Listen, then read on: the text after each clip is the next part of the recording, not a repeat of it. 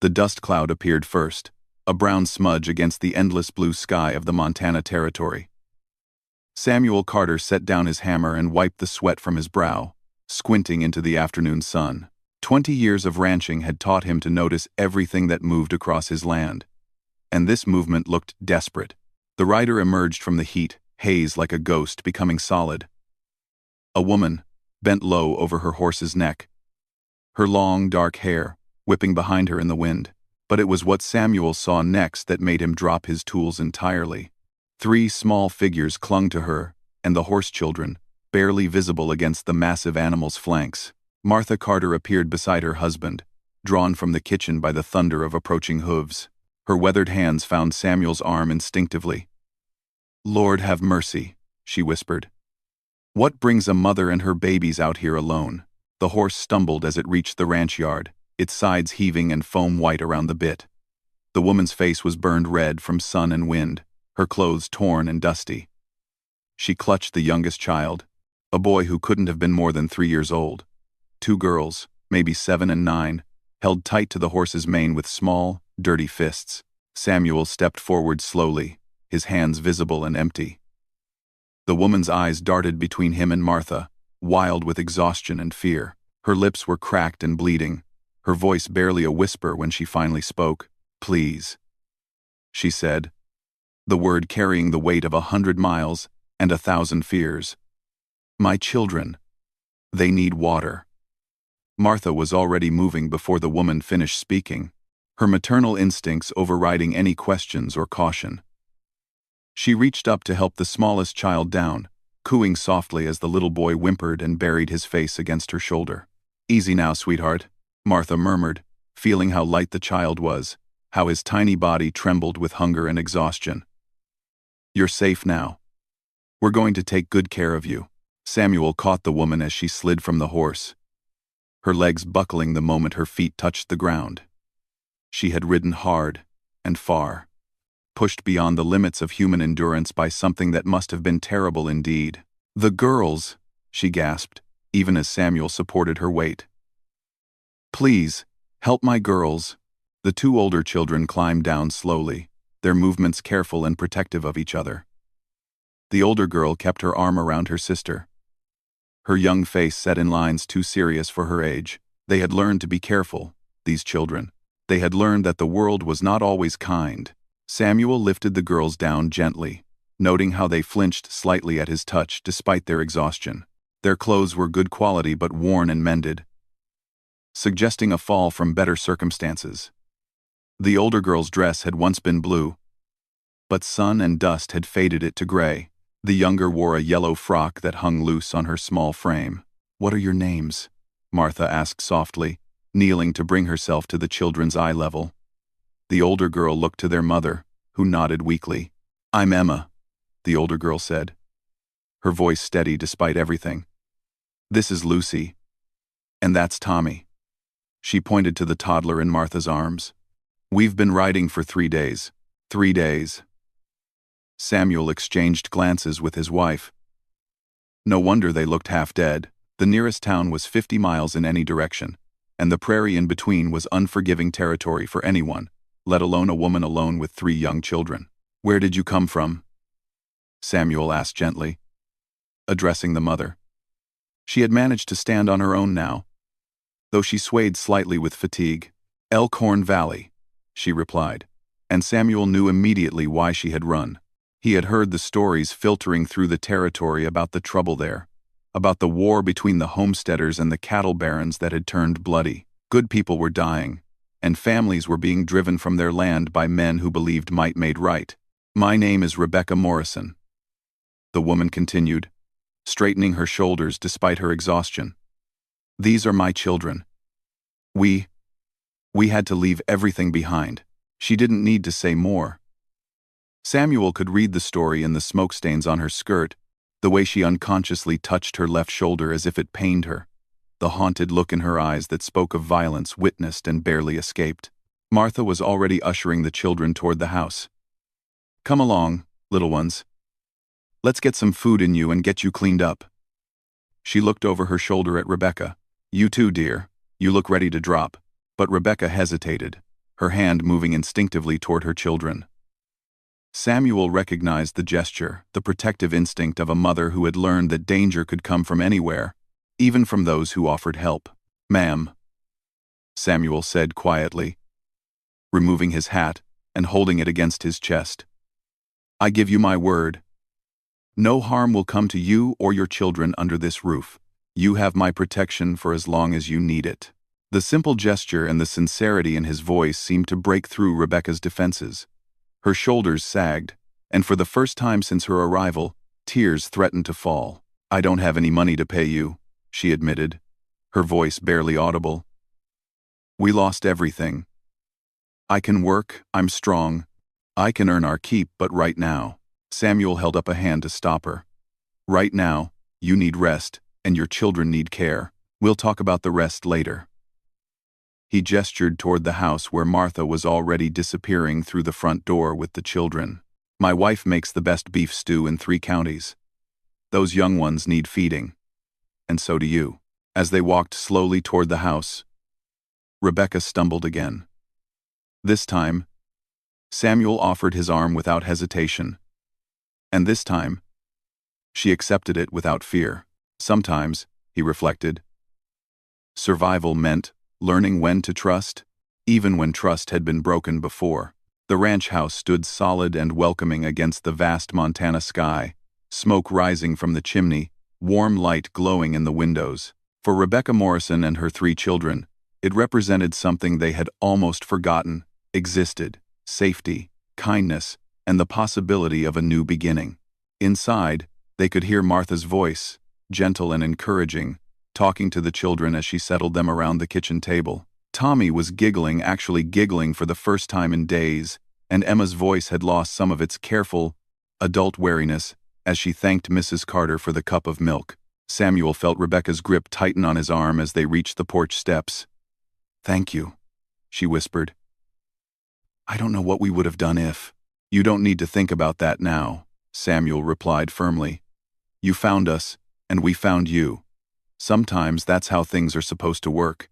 The morning sun streamed through the kitchen windows as Rebecca Morrison woke to the sound of children laughing. For a moment, she lay still on the soft bed Martha Carter had prepared for her, listening to the unfamiliar sound.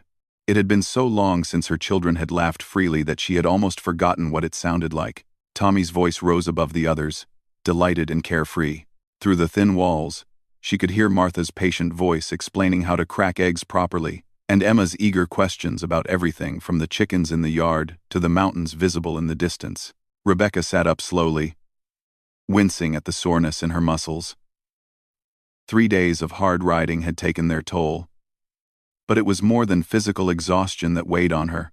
It was the accumulated stress of months of fear, of watching their neighbors driven away or worse, of knowing that each day might bring the violence to their own doorstep. She had slept for 12 hours straight, longer than she had slept at one time since the trouble began in Elkhorn Valley. Martha had insisted on it, taking the children under her wing with such natural ease that Rebecca had finally allowed herself to collapse. Now, dressed in one of Martha's clean dresses, a simple blue cotton that fit well enough, Rebecca made her way to the kitchen. The sight that greeted her stopped her in the doorway. Tommy sat on a high stool, carefully stirring something in a large bowl, while Martha guided his small hands. Emma was at the stove, standing on a wooden box to reach the eggs, cooking in the pan, her face serious with concentration. Lucy sat at the table, braiding yarn that Martha had given her, humming softly to herself. They looked like normal children again, clean, fed, and most importantly, unafraid. "Mama." Tommy spotted her first and would have jumped down if Martha's steady hands hadn't caught him. "I'm making pancakes. Mrs. Carter says I'm a very good helper." "Indeed you are," Martha agreed, smiling warmly at Rebecca. "Good morning, dear. How are you feeling?" "Much better, thank you." Rebecca's voice was thick with emotion. "You've been so kind to them. To all of us." Samuel appeared in the kitchen doorway, already dressed for the day's work. "Morning, Mrs. Morrison. I hope you slept well. Please call me Rebecca. And yes, I slept better than I have in months." She paused, gathering her courage. I need to tell you why we left. You have a right to know what kind of trouble might be following us. Samuel poured himself coffee from the pot on the stove. Only if you're ready to talk about it. Yesterday you needed rest more than explanations. Rebecca looked at her children, noting how Emma's shoulders tensed slightly at the mention of their past. The older girl remembered too much. Understood too well what they had escaped. Emma, why don't you take Tommy and Lucy to see the new calves? Martha suggested gently. Samuel was telling me yesterday that one of them is particularly friendly. Emma nodded, understanding the adult need for private conversation. She helped Tommy down from his stool and took Lucy's hand. Come on, let's go explore. When the children had gone, Rebecca sat heavily at the kitchen table. Samuel and Martha joined her, their faces patient and kind. My husband David died 2 years ago, Rebecca began, her hands wrapped around the warm coffee cup Martha had placed before her. Pneumonia took him during a bad winter. He left us the homestead, 160 acres of good land near Elkhorn Creek. We were managing well enough. I took in sewing, sold vegetables from our garden, and Emma helped with everything. She paused, staring into her coffee. Then the problem started. Big ranchers began pressuring homesteaders to sell. At first, it was just offers, low offers, but not threatening. When people refused, things got worse. Samuel nodded grimly. We heard rumors. Fences cut. Livestock poisoned. It went beyond that. Rebecca's voice dropped to barely above a whisper. Houses burned. Families beaten. The sheriff was either bought or too scared to help. My neighbor, Mrs. Patterson, was a widow like me. They burned her out 3 weeks ago. She barely escaped with her children. Martha reached across the table to cover Rebecca's hand with her own. What happened to your place? They came 4 nights ago. 6 men, faces covered. They said I had until morning to pack up and leave, or they'd burn the house with us in it. Rebecca's voice steadied with anger. But that wasn't the worst part. One of them. He grabbed Emma. Just for a moment. But long enough to make his intentions clear. He said if I didn't leave, they'd come back for her specifically. The kitchen fell silent, except for the tick of the clock on the mantel. Samuel's jaw tightened, and Martha's face went pale with outrage. You did the right thing, Samuel said firmly. No land is worth your children's safety. I keep telling myself that, Rebecca replied. But it was all we had. David's grave is there. The house he built with his own hands. Our entire life. Through the window, they could see the children playing in the yard. Tommy was chasing chickens while Emma and Lucy watched, all of them giggling. The sound was a balm to Rebecca's wounded heart. The question now, Samuel said carefully, is what comes next. Those men, do you think they'd follow you? Rebecca considered this. I don't think so. They wanted the land, not revenge. As long as I'm gone, they have what they wanted. But I can't go back. Not ever. Then you'll need to build a new life somewhere, Martha said practically. And there's no reason that can't be here, if you're willing. Rebecca looked up sharply. I can't impose on your generosity forever. I need to find work. A place of our own. The nearest town is Willowbrook, 50 miles south, Samuel explained. Good people there, but limited opportunities for a woman alone with children. Here, though. He gestured toward the window. This ranch is big, and Martha and I aren't getting any younger. We could use help. Cruz. Martha nodded enthusiastically. I've been saying for years that we need someone to help with the house and garden. And Emma seems bright, she could help with the bookkeeping once she learns. There's a schoolhouse in Willowbrook that the children could attend when the weather allows. You'd let us stay? Rebecca's voice was filled with disbelief. But you barely know us. How can you trust? Sometimes you know people in your heart before your head catches up, Martha interrupted gently. I see how you've raised those children, how they care for each other and respect their elders. I see the strength it took to save them when everything went wrong. That tells me everything I need to know about your character. Samuel stood and walked to the window, watching the children play. Tommy had given up chasing chickens and was now building something in the dirt with Lucy's help while Emma supervised. "This ranch has been good to Martha and me," he said without turning around. "But it's a big place. And lonely sometimes. When we were younger, we always hoped for children of our own." He paused, his voice becoming quieter. "That blessing never came to us. But maybe this is meant to be a different kind of blessing." Rebecca felt tears threatening again, but these were different from the desperate tears of yesterday. These were tears of gratitude, of relief, of hope she had thought was lost forever. "I can cook and clean and sew," she said quickly. "I know about gardens and preserving food. I can help with whatever you need. And Emma is good with figures. She kept our household accounts after David died." "Then it's settled," Martha declared, clapping her hands together. "We'll prepare the guest room properly for you and the children. Emma can have the small room next door, and we'll set up beds for Tommy and Lucy in the alcove. It'll be cozy, but comfortable." Through the window, they watched Emma carefully show Tommy how to pet one of the barn cats. The little boy's face was alight with wonder as the orange tabby purred against his small hand. "They'll have a good life here," Samuel said with satisfaction. "Room to grow. Fresh air. Honest work when they're old enough. Emma can learn to ride properly. And Tommy can help with the animals as he gets bigger." Rebecca stood and walked to the window beside Samuel. For the first time in months, she allowed herself to imagine a future that wasn't defined by fear, a future where her children could run freely, where they could sleep safely, where Emma could be a child again instead of a frightened old soul in a young body. "Thank you," she whispered, knowing the words were inadequate, but meaning them with her entire heart. "I promise, you won't regret this kindness." Martha joined them at the window, her arm slipping naturally around Rebecca's shoulders. "Oh, my dear girl, we already know we won't. Sometimes the Lord sends exactly what we need, in ways we never expect." Outside, Lucy had discovered a butterfly and was following it around the yard, her yellow dress bright in the morning sunshine. Tommy was attempting to imitate her graceful movements, stumbling and laughing.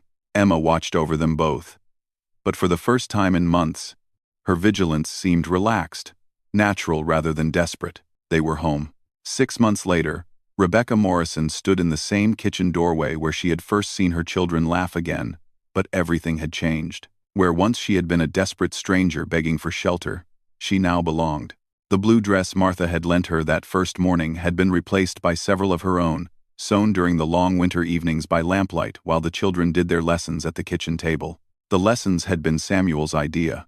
"Children need learning," he had declared one evening in October, when the first snow dusted the mountains. "Emma's bright as a new penny. And Lucy's got a quick mind too. Tommy's too little yet, but he can learn his letters." So each evening after supper, the kitchen table became a schoolroom. Samuel taught them reading and arithmetic, while Martha showed them practical skills like cooking and mending.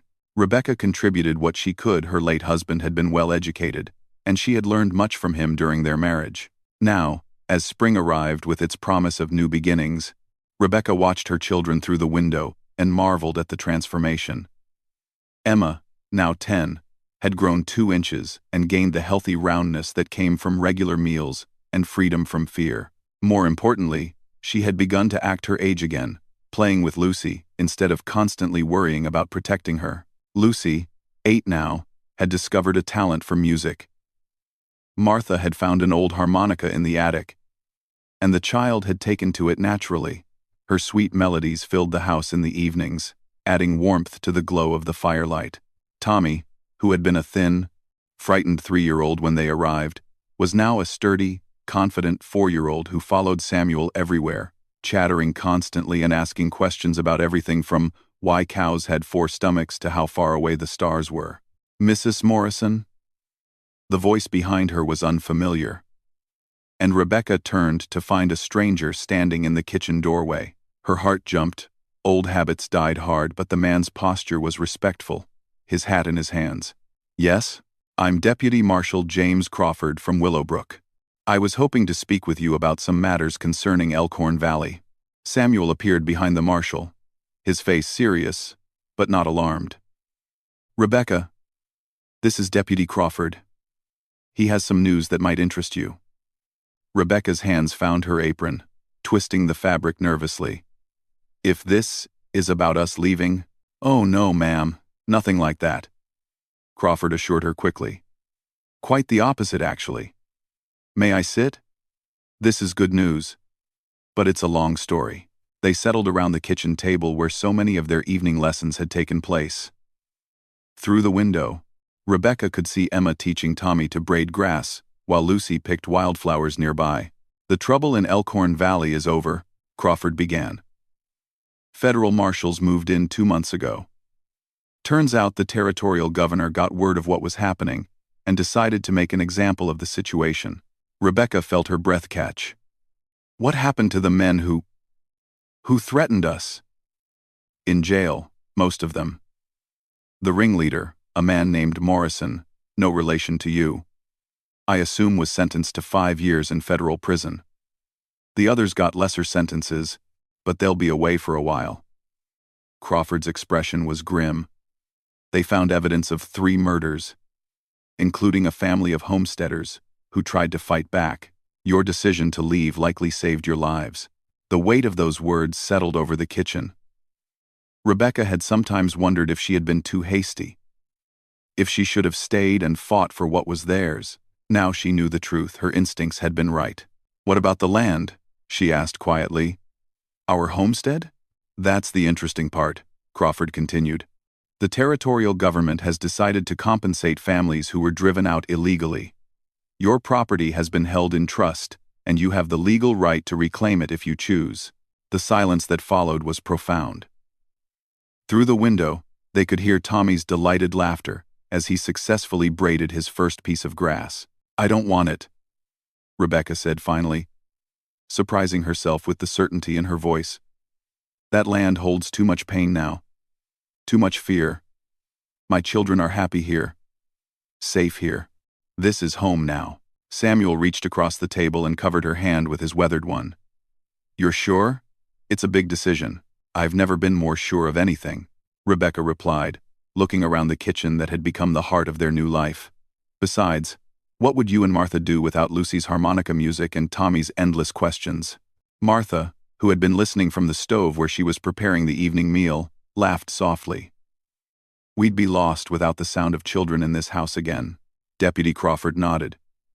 "Well then, there's paperwork to be filed to officially transfer the property back to the territory. You'll receive compensation for your losses, not a fortune, but enough to help you build whatever future you choose." After the deputy left, the family gathered for their evening meal, as they did every night. But tonight felt different. Somehow final. The last thread connecting them to their painful past had been cut, leaving them free to embrace their future fully. "Tell us a story, Mama," Lucy requested after the dishes were cleared. It was a new tradition each evening. Someone told a story. Sometimes it was Samuel with tales of his own childhood on a farm in Ohio. Sometimes Martha shared stories of the early days of the ranch. Emma had begun creating elaborate fairy tales that delighted Tommy. Tonight, Rebecca found herself telling a story she had never shared before. "Once upon a time," she began, "there was a mother with 3 children who had to leave everything they knew behind. They rode across the prairie for 3 days and 3 nights, scared and tired and hungry." Tommy climbed into her lap, his small body warm and solid against her. "What happened next?" "Mama, they found a magical place," Rebecca continued, looking around the table at the faces that had become as dear to her as her own children's. "A place where a kind man and woman opened their hearts and their home, where children could laugh again, and mothers could sleep peacefully at night." "Did they live happily ever after?" Emma asked, though at 10 she was beginning to outgrow such simple endings. Rebecca considered the question seriously. "They lived," she said finally. "And that was more than happy, that was everything." "Ah." Later, after the children were settled in their beds and the house had grown quiet, Rebecca stood on the front porch with Samuel and Martha, looking up at the vast Montana sky. The stars seemed brighter here than they ever had in Elkhorn Valley, or perhaps she was simply seeing them clearly for the first time in years. Any regrets? Martha asked softly. Rebecca thought about the question, about everything they had lost, and everything they had gained. She thought about David's grave, which she would probably never visit again, and the house he had built, that was now someone else's problem. She thought about the fear that had consumed their last months in Elkhorn Valley, and the peace they had found here. None, she said firmly. This was always where we were meant to be. It just took us a while to find our way here. Samuel chuckled. Sometimes the best destinations are the ones you never planned to reach. From inside the house came the soft sound of Lucy practicing her harmonica, the melody drifting out into the night air like a lullaby. Tommy's sleepy voice joined in, making up words to go with the tune, while Emma's gentle laughter provided a counterpoint. It was the sound of family, Rebecca realized. Not just her biological family, but the larger family they had become. Samuel and Martha had given them more than shelter, they had given them belonging. In return, her children had brought youth and energy and joy to a house that had been too quiet for too long. The next morning brought the familiar rhythm of ranch life. Samuel was up before dawn to check on the cattle. Martha was in the kitchen, preparing breakfast for everyone. Emma helped with the morning chores while Lucy entertained Tommy with songs and stories. But now Rebecca moved through these routines not as a grateful guest, but as someone who belonged. When Samuel asked her opinion about which field to plant with wheat, she answered with confidence. When Martha sought her advice about preserving the vegetables from their expanded garden, Rebecca shared her knowledge freely. They were partners now, all of them, in the business of building a life.